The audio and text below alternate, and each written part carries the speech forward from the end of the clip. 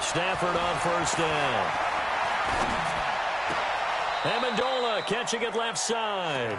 That's going to go as a loss of 1 on first down. A pass for negative yardage, obviously no good. Maybe he shouldn't have thrown it, or maybe he shouldn't have caught it. And I think we were seeing it at the same time, weren't we? Maybe you let that one go, right? Because you can see the lost yardage about to develop. But that goes against every instinct of a receiver. They're taught to catch everything. So it's really hard to be mad at him and yell at him for trying to make that play. 15 yards on the play, first down.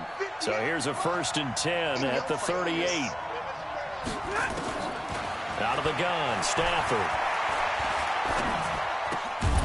And he's got Amendola on the connection. And getting this just shy of midfield, they'll spot it at the 49. 11 more yards that go around, a first down as well. A look at Kerryon Johnson, second-year man out of Auburn. Takes to midfield, but no further, just a yard there.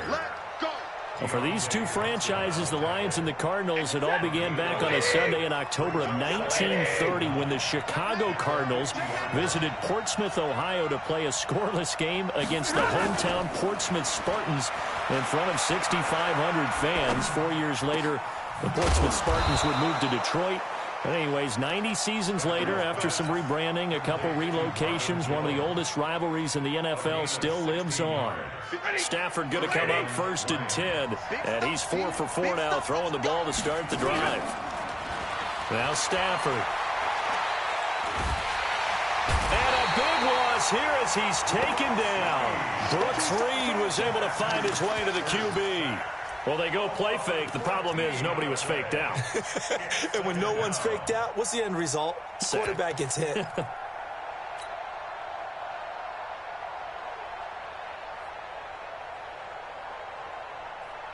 So after the sack, a scenario you certainly don't work on too often. 2nd and 24.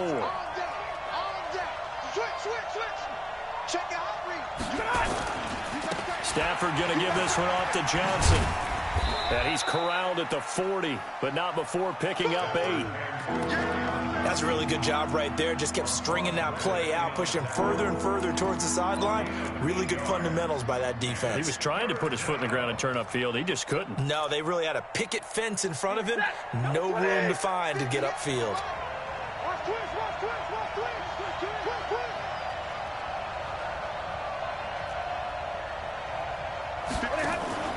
Faking the give to Johnson. Now it's Stafford.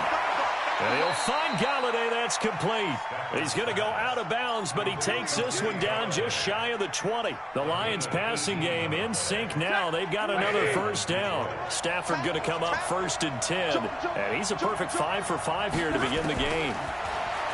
Here's Stafford. Throw left side complete. That's James. And they'll bring him down at the 18-yard line. That throw good for 4. It's 2nd down. 4 yards on that last completion, so that sets up 2nd and 6. Back to throw, Stafford. Looking end zone, but it's incomplete. Kenny Galladay is intended receiver. And it's 3rd down. Now whistles come in. We're going to get a timeout here by the offense. They'll have 2 remaining as we step aside here in this first quarter. And now here's a timeout defensively coming from the Cardinals. They'll have 2 remaining as we step aside here in this first quarter.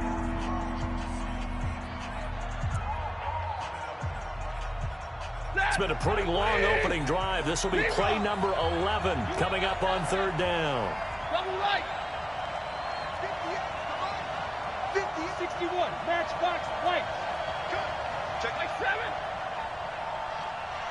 Watch out, watch out, watch out, watch out. Again, it's Stafford. It's caught. Jones. And they've got it inside the 10 at the 8. They're able to convert on 3rd down, and that sets up a 1st and goal. Well, I know from past experience, before you actually play a game, you visualize what's going to happen. And I don't know anyone who doesn't visualize themselves being in the center of what's going on. That's 3 catches for him here in the early going. He's got to like the way this is started. Absolutely. 3 catches on any drive is good. Opening drive, that's a tone setter. To Johnson again. And he'll get this one back to the 5-yard line, but no further than that. Nothing doing there as the 13th play of the drive proves to be unlucky. Driven it down the field nicely here on the opening drive, but now it's put up or shut up. No doubt about it, because to make that type of a drive and ultimately kick a field goal would feel very disappointing. But I'm just wondering, is the head coach thinking, is this 4-down territory? Might he go for it? Now Stafford on 3rd and goal. Eluding the pressure right. To the end zone, but it's incomplete. So it's been a long drive. They've held the ball for quite a while. Now what do you do here? Well, to me, at this stage after this drive, this close to the goal line, 3 points would be a letdown. I'm going for it here. Well, all offseason, probably a lot of thought goes into that first drive of week 1. They didn't get the touchdown, but at least they got something. And what I like about it is that they didn't overthink it, because you're exactly right. A lot goes into the offseason, the preseason to get to that first drive of the regular season. They went right downfield, mission accomplished, points on the board. But that seems a little devil-may-care there, doesn't it? They gave up 3 points, but how about them coming right back and putting themselves in a position to get points of their own?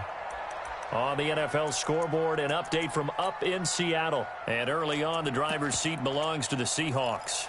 And we'll keep an eye on that one as our game goes along here. Good starting field position for them as they come up 1st and 10. This is David Johnson, the former All-Pro. Tavon Wilson up to make the tackle. Brandon, we talk all the time about those hybrid players, guys who can do more than one thing. And I think if you're playing strong safety in the NFL today, you are a true hybrid. Part linebacker, part cover guy. And coming up, sticking his nose in the mess there and making a nice play defensively.